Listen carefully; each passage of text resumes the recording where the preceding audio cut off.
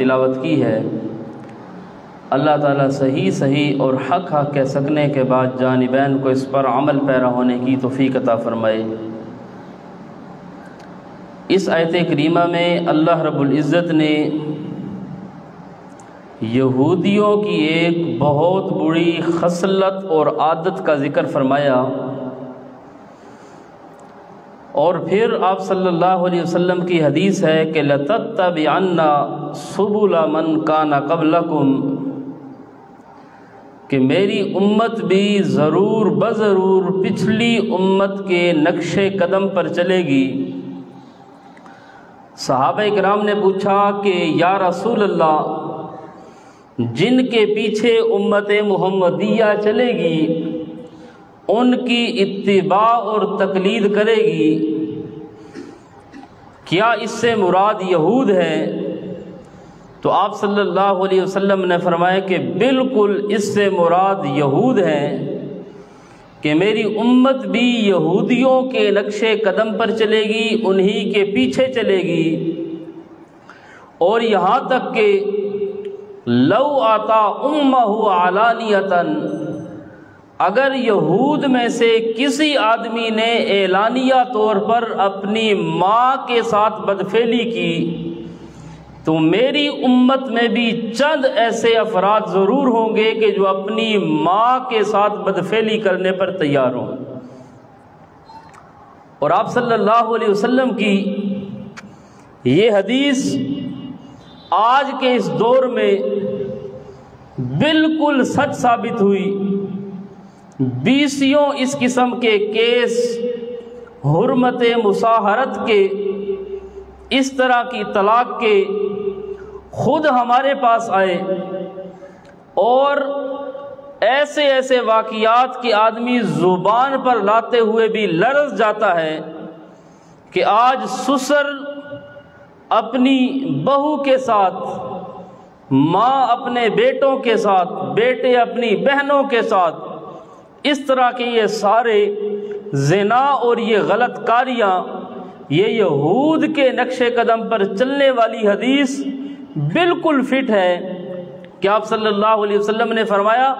کہ میری امت ضرور یہودیوں کے راستے پر چلے گی۔ لو اتا امہ علانیتاً، اگر کسی نے اپنی ماں کے ساتھ اعلانیہ بدفعلی کی ہوگی تو میری امت میں بھی ایسے گندے افراد ضرور ہوں گے۔ اور جو بری خصلتیں یہود کے اندر تھی، آج وہ ساری خصلتیں اس کلمہ گو مسلمان کے اندر ہیں۔ بہرحال ان بری خصلتوں میں سے، ان عادات خبیثہ میں سے، گندی عادتوں میں سے ایک عادت یہ بھی تھی، یریدون ان یتحاکموا الی الطاغوت، کہ وہ رب کو چھوڑ کر اپنا فیصل، اپنا حاکم طاغوت کو سمجھتے تھے، اور وقد امروا ان یکفروا بہ، اللہ تعالیٰ نے حکم دیا تھا کہ طاغوت کا انکار کرو، اور طاغوت کل ما عبد من دون اللہ، اللہ رب العزت کے علاوہ جس کی بھی عبادت کی جائے اور وہ اپنی اس عبادت کروانے پر خوش بھی ہو، وہ طاغوت ہے۔ ہر وہ قانون جو اللہ رب العزت کے قانون سے متصادم ہو، وہ سب کے سب طاغوت ہیں۔ آج امت محمدیہ بھی آپ صلی اللہ علیہ وسلم کی اس پیشن گوئی جو سچ ثابت ہوئی کہ آج یہود کی طرح یہ بھی اس جمہوریت کے لبادہ کے اندر یریدون ان یتحاکموا الی الطاغوت، اپنے فیصلے طاغوت کی طرف لے جاتے ہیں، اور اس وقت طاغوت وہ شاید اتنی کثرت میں نہ تھے جتنی آج ہے۔ مکہ کے اندر 360 بت تھے، اور ہمارے اس طاغوتی نظام کے اندر 370 سے بھی زائد بت پڑے ہیں، اور یہ بت وہاں پر فیصلہ کرتے ہیں قرآن کے خلاف، سنت کے خلاف، ما انزل اللہ کے خلاف فیصلہ کرتے ہیں۔ تو یہ یہودیوں کی عادت تھی کہ یریدون ان یتحاکموا الی الطاغوت۔ آج ہم بھی اسی نقش قدم پر چلے۔ ابھی کچھ دن پہلے ایک قانون پاس ہوتا ہے اور پاس ہونے کے قریب بڑی محنت اس پر جاری ہے، اور وہ قانون اور بل یہ ہے جو سندھ اسمبلی کے اندر پیش کیا گیا کہ کوئی بندہ بھی 18 سال سے پہلے اسلام قبول نہیں کر سکتا، اور اگر وہ اسلام قبول کرتا ہے تو جس مولوی اور وائز نے، جس مبلغ نے اسے اسلام کی دعوت دی، اس مبلغ اور مولوی کے خلاف کیس کیا جائے گا۔ جس نے اس کو اسلام کی دعوت دی اس کے خلاف کیس کیا جائے گا کہ آپ نے اس کو اسلام کی دعوت دی تو اسلام لانے کا طریقہ یہ ہے کہ 18 سال کی عمر ہو، اس کا باقاعدہ شناختی کارڈ بن چکا ہو، پھر اس کا شناختی کارڈ بھی اس کے والدین بہن بھائیوں کا، وہ سب کے سب جج کے سامنے پیش ہوں گے۔ پھر جج اس سے پوچھے گا پہلے کہ آپ کس وجہ سے اسلام قبول کرنا چاہتے ہو، پھر اس کے بعد اس کو 90 دن کا ٹائم ملے گا، اور اسے حکومت ماشاءاللہ پورا وہ تقابل ادیان پیش کرے گی، اس کو ہندوؤں کی اور کافروں کی کتابیں فراہم کی جائیں گی کہ آپ ان کو پڑھو، خیر ہے کیوں اسلام کی طرف آتے ہو۔ 3 مہینے جس پر کفر کی مزید محنت ہوگی، اس کے بعد اگر وہ آنا چاہے گا تب اجازت ہوگی، اور اگر 3 مہینے اس کو جو تقابل ادیان کے مطالعہ کے لیے وقت دیا گیا اور وہ کتابیں پڑھ کر اگر اسلام کی طرف نہ آئے اور اسی طرح گمراہی کی طرف واپس لوٹ جائے تو آپ کے ہاں یہ قانون بننے جا رہا ہے، پھر جس مولوی نے اس کو 3 مہینے دعوت دی ہوگی اس مولوی کو اٹھا کر 5 سال کے لیے جیل میں ڈال دیا جائے۔ تو اگر یہ بالکل اسلام کے متصادم نظام ہے، اگر اسلام کے اندر یہ چیز ہوتی تو حضرت انس رضی اللہ تعالی عنہ 8 سال کی عمر ہے اور امام الانبیاء صلی اللہ علیہ وسلم کے خادم خاص بنتے ہیں، تو یہ کفریہ قانون ہونے کی دلیل ہے۔ اگر 18 سال اسلام لانے کے لیے ضروری ہوتے تو امام الانبیاء کبھی حضرت انس کو خادم خاص نہ بناتے اور وہ امام الانبیاء کی خدمت نہ کرتے۔ اگر یہ چیز ضروری ہوتی تو حضرت عمیر ابن سعد رضی اللہ عنہ وہ 18 سال سے قبل امام الانبیاء صلی اللہ علیہ وسلم کے ہاتھ پر بیعت نہ کرتے۔ اگر یہ ضروری ہوتا حضرت سعید خدری رضی اللہ تعالی عنہ وہ 11 سال کی عمر میں امام الانبیاء صلی اللہ علیہ وسلم کے ساتھ احد کے میدان میں شریک نہ ہوتے۔ اگر 18 سال ضروری ہوتے تو حضرت معاذ جیسی شخصیت 12 اور 13 سال کے 2 نوجوان ہیں جنہوں نے ابو جہل کا ستیہ ناش کیا، اگر 18 سال ضروری ہوتے تو امام الانبیاء کبھی بدر کے میدان میں ان چھوٹے سپاہیوں کو نہ لے کر جاتے۔ تو امام الانبیاء سے زیادہ تم سمجھدار ہو، تمہارے قانون جائے ردی کی ٹوکری میں امام الانبیاء صلی اللہ علیہ وسلم سے زیادہ کوئی ذہین اور دانشور اور عقل مند آدمی کائنات میں نہیں آیا۔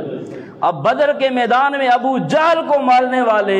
یہ 2 نوجوان تھے، ابھی تک 18 سال کی عمر نہیں ہوئی، 12-13 سال کے یہ 2 نوجوان تھے۔ تو اس لیے جب ابو جہل کو انہوں نے مارا، آج یہ ابو جہل کی نسل کوشش کرتی ہے کہ 18 سال کم از کم ضروری ہے، 18 سال کے ہوں گے پھر اس کے بعد آپ اسلام قبول کر سکتے ہیں، اس سے پہلے اسلام قبول نہیں کر سکتے۔ حالانکہ امام الانبیاء صلی اللہ علیہ وسلم بخاری کے اندر حدیث موجود ہے کہ ایک یہودی بچہ تھا، امام الانبیاء صلی اللہ علیہ وسلم کی بڑی خدمت کرتا اور فمریضا، اب وہ یہودیوں کا بچہ بیمار ہوتا ہے، فاتاہ النبی صلی اللہ علیہ وسلم، امام الانبیاء صلی اللہ علیہ وسلم تشریف لائے اور فیعود، آپ نے اس کی عیادت کی، اس کی آپ نے تعمیرداری کی، اور آپ صلی اللہ علیہ وسلم نے جب عیادت کی تو آپ فقعد عند راسہ، اس بچے کے سرہانے بیٹھ گئے، سر کے پاس بیٹھ کر فقال له اسلم، آپ نے فرمایا بچے مسلمان ہو جا۔ اب اس بچے نے یہ نہیں کہا یا رسول اللہ یہ تو بل پاس ہونے جا رہا ہے کہ ابھی میری عمر 18 سال نہیں، اب وہ چھوٹا بچہ ہے۔ امام الانبیاء نے فرمایا اسلم، اے بچہ مسلمان ہو جا۔ اب اس بچے نے فناظر الی ابیہ، اپنے والد کی طرف دیکھا کہ اب وہ پتہ نہیں کیا کہتا ہے، کس موڈ میں ہے، کس حال میں ہے، کیونکہ باپ بھی یہودی تھا۔ تو اس کے باپ نے کہا آتے ابو القاسم، اے میرے بیٹے ابو القاسم کی اطاعت کر لے، اس کی بات مان لے۔ فاسلم، اب بخاری میں حدیث کے لفظ ہیں وہ چھوٹا بچہ مسلمان ہو گیا، اور فاسلم، جب وہ مسلمان ہوا، امام الانبیاء صلی اللہ علیہ وسلم خرج النبی صلی اللہ علیہ وسلم اور فقال الحمدللہ الذی انقذہ من النار، الحمدللہ الذی انقذہ من النار، ساری تعریفیں اللہ کے لیے ہیں جس اللہ نے اس بچے کو جہنم کی آگ سے بچا لی۔ اب یہ بڑا ہوتا، مشرک بنتا، اسی طرح شرک کی حالت میں مر جاتا۔ اب امام الانبیاء صلی اللہ علیہ وسلم 18 سال سے قبل اسلام لانے والے بچے کی اسلام قبول کرنے پر خوش ہوتے ہیں، اللہ کا شکر ادا کرتے ہیں، اور یہ 18 سال سے پہلے اسلام لانے والوں پر ناراض ہوتے ہیں۔ جو امام الانبیاء صلی اللہ علیہ وسلم کی خوشی میں خوش نہ ہو، امام الانبیاء صلی اللہ علیہ وسلم جس کام سے خوش ہو، اور جو آدمی اس چیز میں ناخوش ہو اس کے خلاف بل بنائے، اس آدمی کے کافر ہونے میں کوئی شک نہیں۔ تو یہ شرعی طور پر امام الانبیاء صلی اللہ علیہ وسلم انہوں نے نہ ایسا کوئی قانون بنایا، نہ ابو جہل کے ذہن میں یہ قانون آیا، اور نہ عتبہ اور شیبہ کے ذہن میں یہ قانون آیا۔ آج ان کی اس گندی نسل کے ذہن میں پتہ نہیں کہاں سے یہ سوال آ گیا، اور کس نے ان کے ذہن میں ڈالا کہ اسلام قبول کرنے کے لیے 18 سال کی عمر ضروری ہے۔ اور ان کو شرم کرنی چاہیے کہ جو ملک بنا تھا خالص لا الہ الا اللہ کے لیے، جس کی ابتدا میں نعرہ یہی تھا، پاکستان کا مطلب کیا لا الہ الا اللہ، آج لا الہ الا اللہ کے نام پر بننے والے ملک میں لا الہ الا اللہ پڑھنے کے لیے 18 سال انتظار کرنا پڑتا ہے۔ اگر پہلے پتہ ہوتا اکابرین کو، یا جن بزرگوں نے اپنی جانوں کے نذرانے پیش کیے، جن لوگوں نے اپنے بچے یتیم کروائے، جنہوں نے اپنی عورتوں کو بیوہ کرایا، جنہوں نے اپنے گھر بار زمین جائیداد سب کچھ چھوڑی، اگر ان کو پتہ ہوتا کہ پاکستان کا مطلب کیا لا الہ الا اللہ، کہ یہاں لا الہ الا اللہ پڑھنے کے لیے 18 سال تک کافروں کی چاپلوسی کرنی پڑے گی، 18 سال تک کفر میں رہنا پڑے گا، اس کے بعد پھر کلمہ پڑھنا نصیب ہوگا، تو شاید وہ کبھی اتنی قربانیاں نہ دیتے۔ اور یہ سندھ کے دیوس جو یہ قانون پیش کرنا چاہتے ہیں اور یہ بل بنا رہے ہیں، ان بے غیرتوں کو محمد بن قاسم کا وہ احسان بھی بھول گیا کہ 17 سال کا وہ نوجوان تھا۔ اگر کلمہ پڑھنے کے لیے 18 سال کی عمر ضرورت ہے، تو پھر محمد بن قاسم 17 سال کا نوجوان تھا جس نے سندھ کو فتح کیا، تمہاری اور ہماری ماؤں بہنوں کو عزت کی زندگی نصیب کی، اور وہاں سے اس ظلم و ستم کو ختم کیا۔ اس بے غیرتی کے خلاف وہ بندہ نکلا، وہ بھی 18 سال کا پورا نہیں تھا۔ اگر یہ اس وقت زندہ ہوتے تو یہ شاید پھر انگریز کے پورے غلام ہوتے اور محمد بن قاسم کے خلاف کھڑے ہوتے۔ تو جس محمد بن قاسم نے تمہارے سندھ کو فتح کیا، وہ خود بھی 18 سال کا نہیں تھا۔ جس ملک میں ہم رہتے ہیں، جس ملک کو لا الہ الا اللہ کے لیے بنایا گیا، اس ملک بنانے کا مقصد صرف لا الہ الا اللہ تھا، اور یہاں پر لا الہ الا اللہ پڑھنے کے لیے اگر 18 سال کی عمر کا ہونا ضروری ہے، پھر میرا خیال وہ ساری محنتیں فضول تھی۔ اور یہ پھر اسلام کے بھی بالکل خلاف۔ آپ نے فرمایا یریدون ان یتحاکموا الی الطاغوت، یہ طاغوت کی طرف اپنے فیصلے لے جانا یہ یہودیوں کا طریقہ ہے، اور وقد امروا ان یکفروا بہ، شریعت کا حکم یہ تھا کہ طاغوت کا انکار کرو اور یہ اعلان کرو قانون بنانے والی ذات صرف اللہ کی ہے۔ اس ملک میں ان الحکم الا للہ، قانون چلے گا تو صرف اللہ کا چلے گا۔ ہمارا اللہ تعبدوا الا اياه، اس اللہ نے حکم دیا، اس اللہ نے آرڈر جاری کیا کہ عبادت صرف میری ہوگی، میرے علاوہ کوئی بھی عبادت کا لائق نہیں، کوئی بھی میرے علاوہ حلال اور حرام کی اتھارٹی نہیں رکھتا۔ اللہ نے جس چیز کو حرام کر دیا کوئی بھی اسمبلی میں بیٹھ کر اس کو حلال کرنے کی طاقت نہیں رکھتا۔ جس کو اللہ نے حلال کر دیا سارے اکٹھے ہو کر اس کو حرام نہیں کر سکتے، اور جو آدمی حلال اور حرام کی اتھارٹی کسی کو بھی دے تو اس کے کفر میں کوئی شک نہیں۔ تو اس لیے یہ جمہوریت کے سب گندے انڈے جتنے بھی ہیں، جتنے بھی یہ اس غلیظ گٹر کے کیڑے ہیں، وہ زیبرے کی صورت میں ہو یا کسی بھی صورت میں ہو، سب کے سب یہ کفر ہے۔ اور اسلام اور قانون کے مطابق حاکم اعلیٰ صرف اللہ کی ذات ہے۔ اس اللہ نے ہمیں بنایا ہے، ہمارے اوپر قانون بھی اسی کا چلے گا۔ وہ اللہ ہمارا خالق ہے، ہم اس کی مخلوق ہیں۔ جب گندے قطرے سے اتنا خوبصورت انسان بنانے والا اللہ ہے تو اس کے اوپر قانون بھی اللہ کا چلنا چاہیے، نہ کہ ان لوگوں کا جن کو خود سورہ اخلاص بھی نہیں آتی، جن کو یہ بھی نہیں پتا کہ عشاء کی کتنی رکھتے ہیں، فجر کی کتنی رکھتے ہیں، جن کو کلمہ بھی سیدھا پڑھنا نہیں آتا، ان کو آپ قانون بنانے کی اتھارٹی دیتے ہو، ان کو جب مقنن بناتے ہو تو یہ یوں سمجھو آپ کفر پر سگنیچر کرتے ہو۔ تو اس لیے یہ کافروں کا طریقہ تھا، یریدون ان یتحاکموا الی الطاغوت وقد امروا ان یکفروا بہ۔ اور اگر کسی کو اتھارٹی ہوتی حلال اور حرام کی، کسی کے پاس یہ طاقت ہوتی اختیارات کی، تو سب سے بڑا یہ اختیار ملتا امام الانبیاء صلی اللہ علیہ وسلم کو۔ لیکن قرآن کا حکم یہ ہے کہ حلال اور حرام کی اتھارٹی امام الانبیاء صلی اللہ علیہ وسلم کو بھی نہیں، بلکہ وہاں پر بھی قرآن کا حکم یہ ہے انحکم بینہم بما انزل اللہ، اے میرے پیارے پیغمبر آپ بھی فیصلہ کیجئے ان کے درمیان ما انزل اللہ کے مطابق، اللہ کے بنائے ہوئے قانون کے مطابق فیصلہ کیجئے۔ جب امام الانبیاء صلی اللہ علیہ وسلم جیسی شخصیت، جو ایسی شخصیت کہ بعد از خدا بزرگ توئی قصہ مختصر لا یمکن الثناء کما کان حقہ، امام الانبیاء صلی اللہ علیہ وسلم کی جس طرح تعریف کرنے کا حق ہے اس طرح کوئی تعریف کر بھی نہیں سکتا۔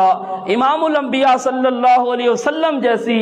وہ قیمتی شخصیت کہ اللہ رب العزت کے بعد اگر کسی کا نام اور مقام ہے وہ صرف محمد الرسول اللہ صلی اللہ علیہ وسلم کا ہے۔ لیکن آپ صلی اللہ علیہ وسلم کو بھی قانون بنانے کا اختیار نہیں، قانون بنانے والی ذات اللہ کی ہے۔ اور ایک موقع پر یہ سورہ تحریم کی ابتدا ہے، امام الانبیاء صلی اللہ علیہ وسلم نے شہد کے متعلق فرما دیا کہ آئندہ میں نہیں کھاؤں گا۔ آپ صلی اللہ علیہ وسلم کی عادت تھی کہ عصر کے بعد اپنی دیگر ازواج کے پاس تشریف لے جاتے گپ شپ کے لیے۔ ایک موقع پر آپ صلی اللہ علیہ وسلم تشریف لے گئے، آپ کی ازواج میں سے دو نے پروگرام بنایا، کیونکہ آپ صلی اللہ علیہ وسلم جیسی شخصیت تھی، ہر آدمی کا دل کرتا تھا کہ آپ ہمارے ساتھ بیٹھیں، ہمارے ساتھ زیادہ وقت گزاریں۔ اللہ کا نبی اگر یہاں پر آج ہو تو کس کا دل نہیں چاہتا کہ ہمارے ساتھ گپ شپ نہ ہو؟ تو ان عورتوں کا بھی دل تھا کہ زیادہ وقت ہمارے پاس گزارے، اور آپ دوسری بیوی کے پاس زیادہ وقت گزار کر آتے ہیں۔ تو انہوں نے پروگرام بنایا اور کہہ دیا کہ جب آپ تشریف لائیں گے ہم کہیں گی کہ یا رسول اللہ آپ کے منہ سے مغافیر کی بو آتی ہے، ایک عجیب سی بو آتی ہے، اور آپ صلی اللہ علیہ وسلم انتہائی خوشبودار تھے، آپ صلی اللہ علیہ وسلم خوشبو کو پسند کرتے تھے۔ آج کل ہم کیا کہتے ہیں بھئی خوشبو نہ لگائے جن نہ آوے سے، لوگ کہتے ہیں نا کہ خوشبو نہ لگاؤ جن آ جائیں گے، حالانکہ یہ جنات کی جو اولاد ہے عاملین، ان کا پڑھایا ہوا سبق ہے۔ خوشبو لگانے سے جنات بھاگتے ہیں، آتے نہیں ہیں۔ اگر خوشبو لگانے سے جنات آتے، شیاطین آتے تو امام الانبیاء کبھی لگاتے؟ تو خوشبو اس لیے لگائی جاتی ہے کہ شیاطین نہ آئیں۔ اس کی مثال آپ واش روم میں جاتے ہو تو کون سی دعا پڑھتے ہو؟ اللہم انی اعوذ بک من الخبث والخبائث۔ اس کا معنی کیا ہے؟ کبھی اس پر غور کرو۔ یا اللہ میں آپ کی پناہ میں آتا ہوں ناپاک جنوں سے اور ناپاک جننیوں سے۔ یعنی جنات جو ہوتے ہیں وہ گندی جگہ پر ہوتے ہیں، اس لیے گندی جگہ پر جاتے ہوئے، لیٹرین میں جاتے ہوئے ہم دعا مانگتے ہیں اللہم انی اعوذ بک من الخبث والخبائث، تو معلوم ہوا کہ جہاں پر پلیتی ہوگی وہاں پر شیاطین ہوں گے، اور آپ صلی اللہ علیہ وسلم خوشبو لگاتے تھے۔ اس لیے جس آدمی کو ایسا کوئی وہم ہو تو خوشبو لگائے، جتنی زیادہ خوشبو لگائے گا اتنا زیادہ فائدہ ہوگا۔ آپ کو یہ عامل روکیں گے کہ خوشبو نہ لگاؤ، یوں ہو جائے گا، ان کی صرف دکانداری بند ہوتی ہے اور کچھ بھی نہیں ہوتا۔ اگر خوشبو تے شیطان آتے تو امام الانبیاء کبھی لگاتے؟ امام الانبیاء صلی اللہ علیہ وسلم انتہائی خوشبودار تھے، خوشبو کو پسند فرماتے تھے، اس لیے آپ صلی اللہ علیہ وسلم کی ان ازواج نے پروگرام بنایا کہ ہم کہیں گے یا رسول اللہ آپ کے منہ سے مغافیر کی بو آتی ہے۔ جب انہوں نے آپ کو یہ بتایا، اچھا یہاں سے ایک مسئلہ یہ بھی ثابت ہو گیا کہ عالم الغیب ذات کس کی ہے۔ اگر امام الانبیاء علم غیب رکھتے تو جب انہوں نے کہا یا رسول اللہ آپ شہد پی کر گئے ایک بیوی کے گھر سے، دوسریوں نے کہا یا رسول اللہ آپ کے منہ سے مغافیر کی بو آتی ہے، آپ صلی اللہ علیہ وسلم فرما دیتے مجھے پتہ ہے تھوڑی دیر پہلے آپ نے مشورہ کیا ہے۔ آپ فرماتے ہیں نا، آپ کہتے ہیں کہ آپ نے یہ پروگرام بنایا تاکہ زیادہ وقت ہمارے پاس بیٹھے، آپ نے یہ بات نہیں کی۔ آپ صلی اللہ علیہ وسلم نے فرمایا اللہ کی قسم آئندہ میں یہ استعمال نہیں کروں گا۔ آپ نے شہد نہ کھانے کا پروگرام بنا لیا، آپ نے قسم اٹھائی کہ آئندہ میں یہ استعمال نہیں کروں گا۔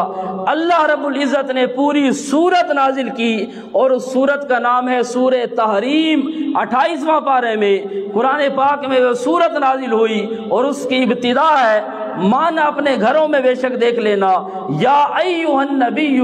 لم تحرم ما احل اللہ لک، اے میرے پیارے پیغمبر، یا ایھا النبی،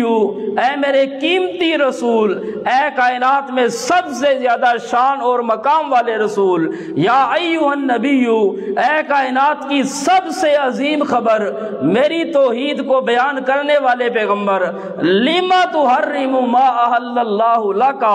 آپ نے کیوں اس چیز کو حرام کیا جس کو اللہ نے حلال کیا۔ آپ نے فرمایا میں آئندہ شہد نہیں کھاؤں گا، تو شہد کو اللہ نے حلال کیا تھا، امام الانبیاء نے کیا فرمایا کہ آئندہ میں شہد نہیں کھاؤں گا، آپ نے شہد کو حرام کر دیا، قسم اٹھائی، تو اللہ رب العزت نے فرمایا کہ میرے پیغمبر جس چیز کو میں اللہ نے حلال کیا آپ کو بھی حرام کرنے کی اتھارٹی اور طاقت کوئی نہیں ہے۔ آپ کو فرمایا گیا کہ آپ اپنی قسم کا کفارہ دو، قسم توڑو اور شہد استعمال کرو۔ مطلب یہ ہے کہ رب کے قانون کے مقابل اگر بھول کر امام الانبیاء صلی اللہ علیہ وسلم بھی یہ کہہ دیں کہ میں آئندہ شہد استعمال نہیں کروں گا، تو اللہ کے نبی کو بھی اپنی قسم توڑنی پڑتی ہے، کفارہ دے کر شہد استعمال کرنا پڑتا ہے۔ اور آج کا یہ کفریہ نظام یہ بل پیش کرے کہ 18 سال والا مسلمان نہیں ہو سکتا، تو ان کو بھی تجدید نکاح کرنا چاہیے۔ ان سب کے نکاح ٹوٹ چکے ہیں جنہوں نے دستخط کیے اس بل پر، ان کو چاہیے کہ اپنے نکاح بھی دوبارہ کرے اور دوبارہ کلمہ پڑھ کر مسلمان ہو۔ اگر امام الانبیاء قسم کا کفارہ دے سکتے ہیں تو تم بھی کلمہ پڑھ کر مسلمان ہو سکتے ہو، تم بھی تجدید نکاح کر کے اس بل کو گٹر میں پھینک دو، ردی کی ٹوکری میں پھینک دو۔ امام الانبیاء صلی اللہ علیہ وسلم نے جو دین امت کو دیا اس میں کہیں پر بھی یہ شرط نہیں کہ 18 سال کا ہوگا پھر اسلام قبول کرے گا۔ اسلام کے اندر تو یہ ہے جب کوئی عاقل بالغ ہو اس پر نماز بھی فرض ہے، روزہ بھی فرض ہے، حج اور زکوٰۃ بھی فرض ہے۔ اور پھر اس کفریہ نظام کا آپ یہ کفر بھی دیکھیں، اگر ہمارے ملک میں یہ قانون ہے 15 سال کی کوئی لڑکی گھر سے بھاگ کر نکاح کرے تو جج اس کا نکاح پڑھا دیتا ہے کہ نہیں؟ 15 سال کی لڑکی اگر بھاگ کر گھر سے نکل جائے، ماں باپ کی عزت کو رسوا کر کے عدالت میں جا کر نکاح پڑھائے، وہاں اس کو نکاح کا سرٹیفکیٹ بھی ملتا ہے، وہاں اس کو امن کا ایک دعویٰ بھی ملتا ہے، وہاں اس کی عزت بھی ہوتی ہے، لیکن اسلام کے لیے 3 سال انتظار کرو۔ اور یہ جو بھاگ کر اس نے ماں باپ کی عزت کو بھی خراب کیا، وہاں پر تو کہیں نہیں کہتے 18 سال کے ہوگے تو پھر آنا، وہاں پر بھی کہنا چاہیے تھا نا، اگر قانون ہے بھی صحیح کوئی کفر کا تمہارا، وہاں پر کوئی 15 سال کی آ جائے اس کا نکاح خیر سے ہو گیا، لیکن اسلام کے لیے 18 سال ضروری ہے۔ تو بہرحال دعا بھی کریں اور کوشش بھی کریں اللہ ہمارے ملک کے اندر بھی جو ہمارے آئین کا حصہ ہے، اور پاکستان کے آئین میں یہ بات لکھی ہوئی ہے کہ ہمارے لیے جو قانون ہوگا وہ اللہ کی کتاب ہوگی،